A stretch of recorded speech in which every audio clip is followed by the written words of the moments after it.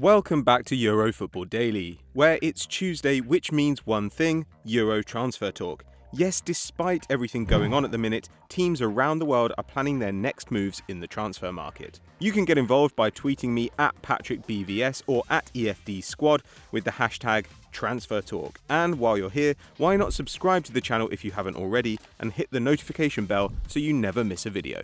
Let's go! We start this week in Turin, where we'll take a look at Cristiano Ronaldo's future at Juventus.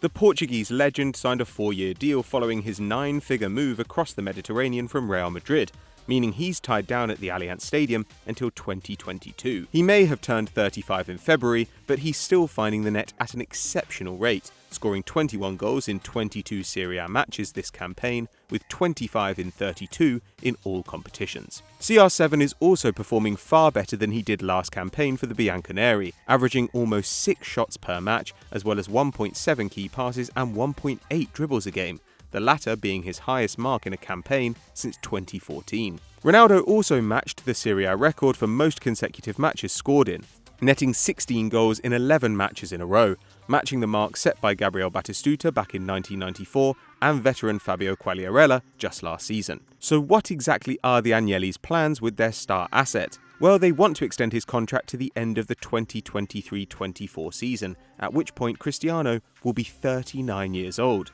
The hope is that at that stage of his career, he'll be more interested in results than his pay packet, as the club look for his long-term heir at striker, with some rumours suggesting that it may be Mauro Icardi or even Harry Kane. But despite being on a monstrous £500,000 each and every week, there are suggestions that results may actually drive Ronaldo out of the club before his contract is even up. Should the old lady fail to win the Champions League by 2021, there are reports that the global icon has an agreement in place with another footballing legend, David Beckham. Yes, it's suggested that in 2021 we could see CR7 turning out for Inter Miami, but we don't think this is actually that likely to happen.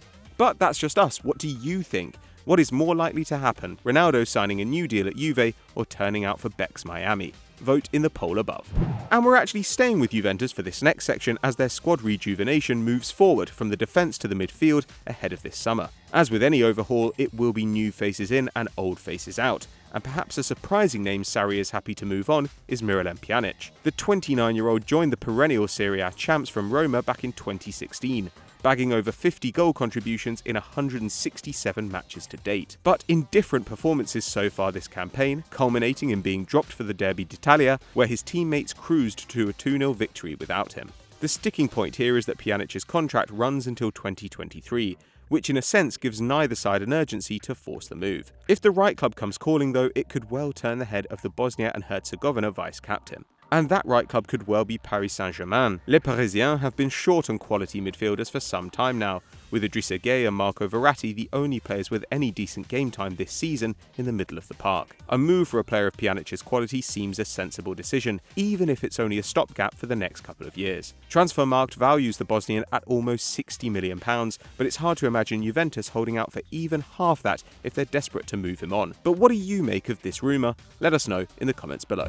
And if Pjanic is heading off, then they need to bring in new faces to replace him, with the two midfielders currently at the top of Juve's list being Sandro Tonali and Houssem Aouar. 19-year-old Tonali is the only bright spot in a Brescia season that sees Le Rondinelle rooted to the bottom of the Serie A table with just 16 points. His 2.1 key passes a match is more than double any of his teammates, while 1.4 dribbles a game also tops the club charts, and both contributed to him earning a first Italy cap last October. Tonali has also attracted interest from Inter Milan, but it's believed that Juventus is the midfielder's move of choice. Often dubbed the new Pirlo, Brescia are said to be reluctant to accept anything below £50 million for their prodigy. That might seem excessive, but when you realise they're owned by former Leeds boss Massimo Cellino, you start to understand why. Aouar, on the other hand, has been identified as a cheaper alternative to former Juve player Paul Pogba, who the club had maintained an interest in bringing back to northern Italy. The France under-21 international has a starring role for Lyon this season, scoring 3 and assisting 4 in Ligue 1 so far.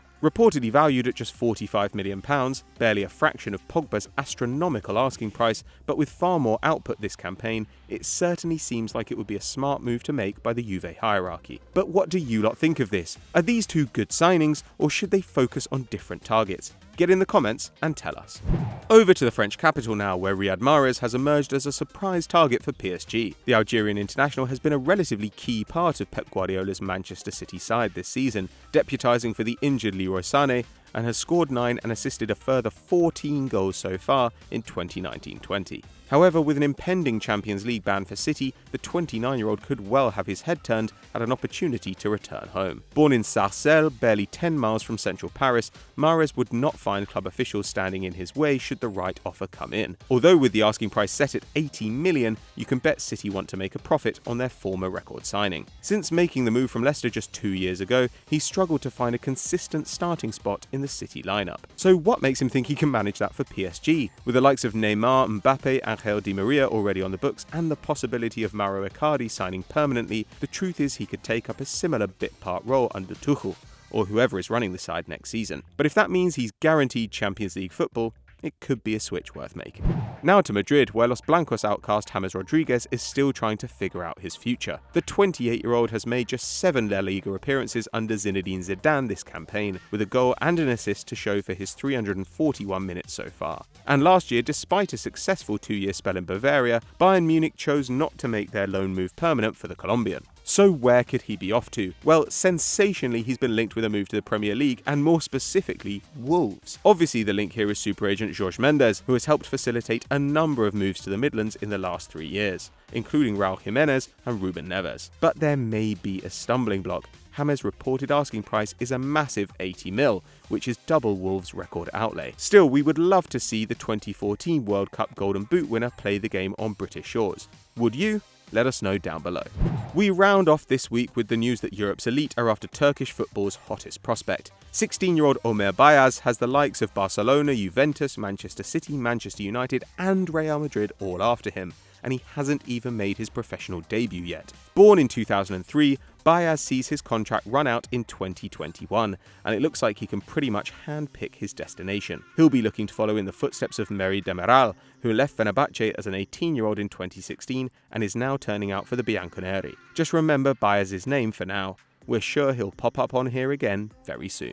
So that's all we've got time for on Euro Transfer Talk this week, but who would you like to see us cover next week? Let us know in the comments below. If you've enjoyed this video, make sure to hit subscribe and give us a like, and hit the notification bell to never miss a video. We'll see you next time.